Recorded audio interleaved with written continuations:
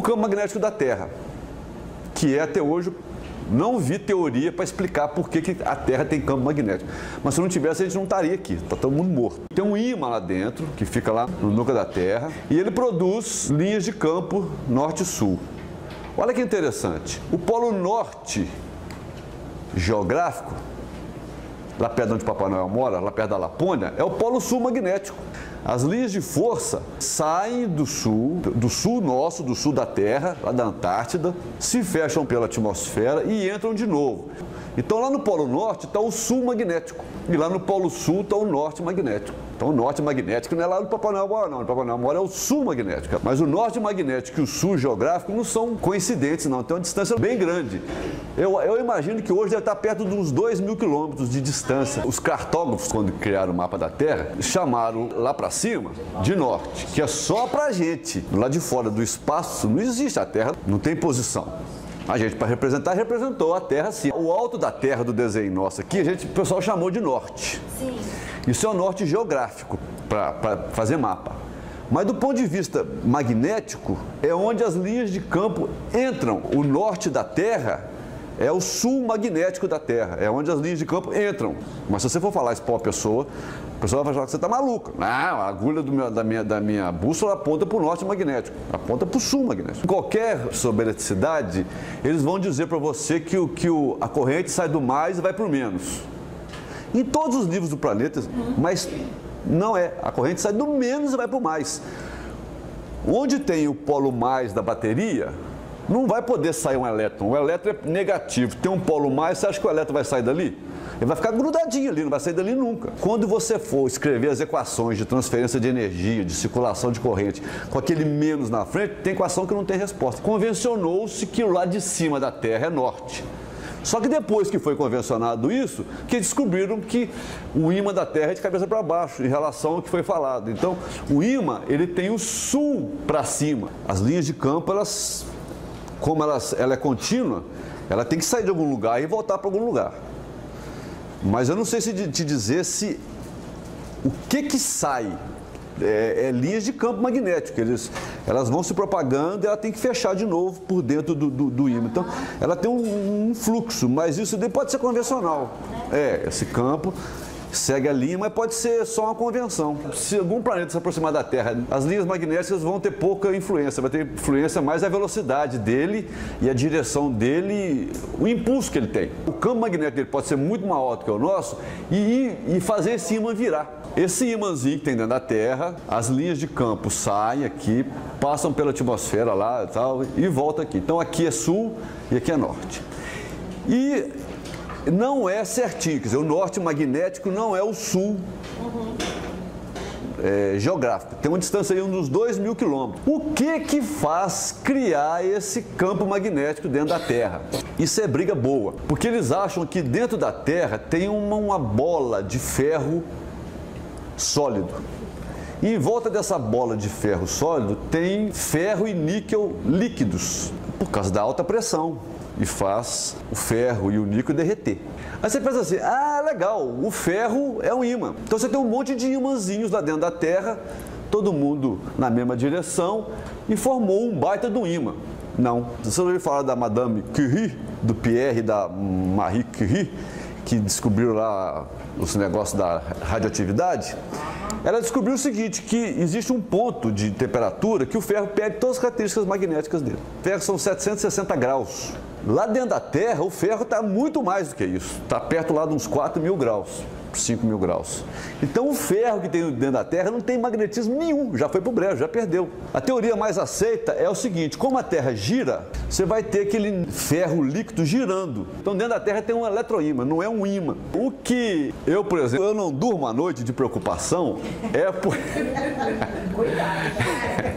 porque esse campo magnético da Terra é tudo líquido. Então isso aqui para virar de cabeça para baixo não custa. Inclusive já houve umas 70, 80 inversões polares na Terra. Passou o norte, virou sul, sul virou norte, assim, inverteu. Porque não tem nada que segure isso.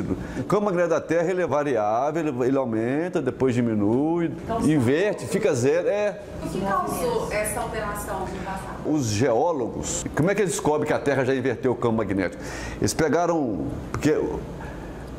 Por algum motivo, algum pedaço de ferro lá, que estava lá na Terra, que já estava norte-sul, ele foi subindo, algum vulcão, alguma lava e tal. Aquilo, quando ele começou a subir, ele começou a esfriar. Quando ele começa a esfriar, ele passa para a temperatura abaixo do ponto Curie, que é os 760 graus, ele fica mais frio do que isso, ele solidifica e mantém o norte-sul.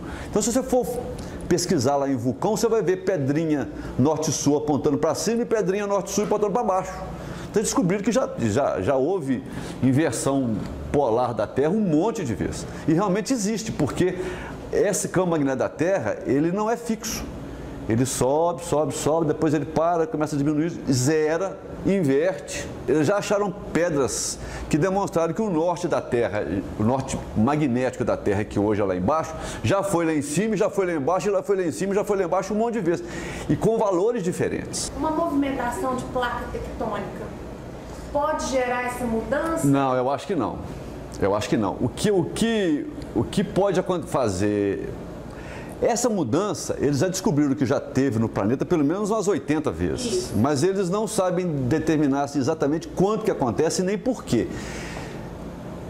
Se passar um planeta perto da Terra... Um asteroide. Um asteroide não, o asteroide é pequeno, tem que ser um planeta. Maior?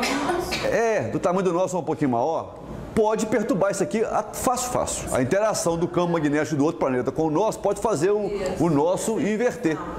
Porque o campo magnético da Terra é fraquinho. Os cientistas já estão prevendo que vai ter uma inversão polar daqui a uns tempos. Ou pelo menos uma rotação polar.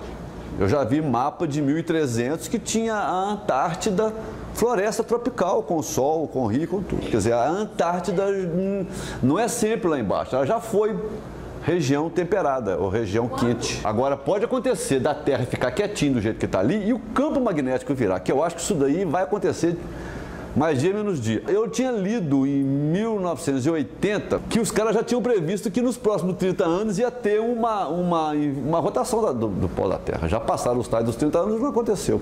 Eles disseram também que ia ter um terremoto lá naquela falha de San Andrés, lá em São Francisco e tal, também não. Se passar algum corpo por perto, pode virar. E eles estão prevendo que vai acontecer isso rápido. Se ele passar e virar o campo magnético da Terra, simplesmente vai parar tudo. Nós vamos para a idade da pedra instantaneamente. Porque vai acabar a energia elétrica. Acabou a energia elétrica, não tem petróleo, porque como é que vai bombear petróleo lá da bacia de Campos para cá? Por que acaba? Põe no correio, manda para lá, não tem jeito.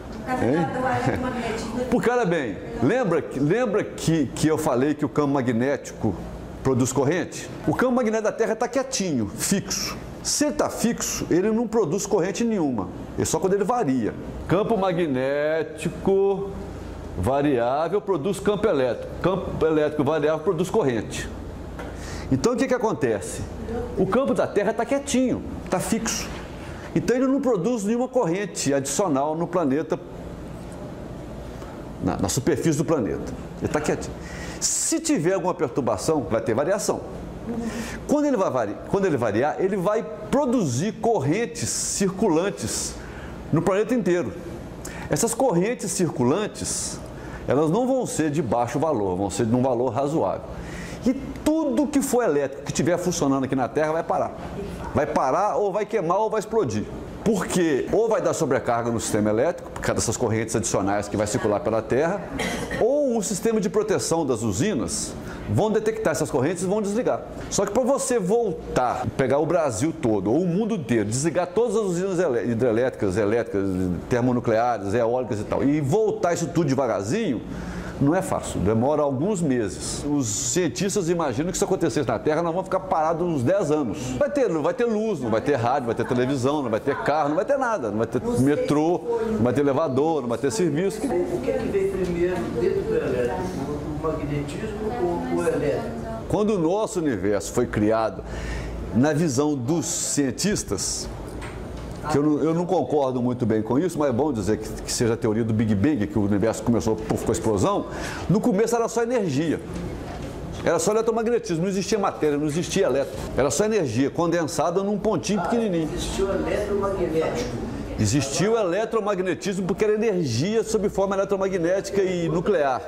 Mas não existia massa, não existia partícula, não existia elétron. Então não é possível conceber o elétrico separado do magnético. Não é possível. O elétrico só existe se você tiver um elétron parado. Se você pegar uma carguinha ou um átomo, deixar ele paradinho, aí você tem um campo elétrico. Mas não é possível. Não, é simples.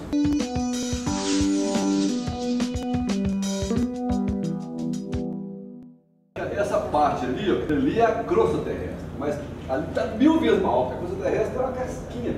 E aqui, ó, esse núcleo interno, que está de amarelo mais claro, é o tal núcleo que eles acham que é um núcleo, que é uma bola de ferro. E o núcleo externo, tá vendo aquele monte de desenhozinho ali, ó? É o ferro derretido circulando. E circulando, forma um eletroímã. Por causa da rotação da Terra e de interação com o campo magnético do Sol, a magnetosfera da Terra não é bonitinha igual eu tinha desenhado antes, ela é toda torta. Então ela é comprimida, tá vendo aqui? Aqui está o Sol, ela é comprimida, aqui é a Terra. Olha como é que a magnetosfera do lado de cá é aberta. É comprimida, do lado de cá ela é aberta. Então, isso daqui, ó, são as partículas que são emitidas pelo Sol. Se não existisse a magnetosfera para desviar, a partícula sai do Sol, a magnetosfera desvia lá para o espaço profundo. Então, muito pouquinha coisa de partícula entra na Terra. E a maioria do que entra fica na ionosfera. Se a magnetosfera da Terra acabar, a gente morre por bombardeio de partículas do Sol. Mas eu acho que ela não vai, a magnetosfera da Terra ela pode diminuir e aumentar de valor, ou até ficar zero, mas esse zero dela é por pouco tempo, não é constante. Ela vai diminuindo, zero a magnetosfera, o campo magnético zero e inverte, mas esse tempo de zero é pequeno. Dá tempo de você, sei lá, você não vai morrer. O problema todo é o tempo que vai ficar com um valor muito baixo, entendeu? Quer dizer, a radiação. A gente está sentindo isso. Eu sei, por exemplo, roça de milho, os pés de milho não estão aguentando esse sol. Então, as folhas que vivem de energia solar estão ficando secas. O sol está muito forte. Eu não sei se o sol está mais forte, ou se a magnetosfera está mais fraca.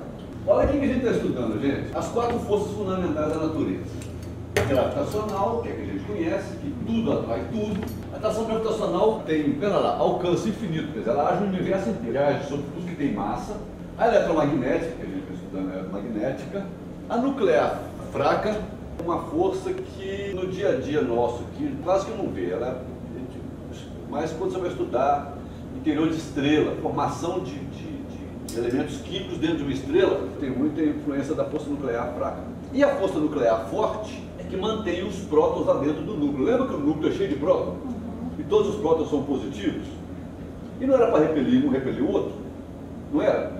Dentro do núcleo do átomo tem um monte de prótons. Esses prótons são todos positivos. Era para um repelir o outro, todo mundo sai do núcleo. Mas não sai porque a força nuclear forte que segura.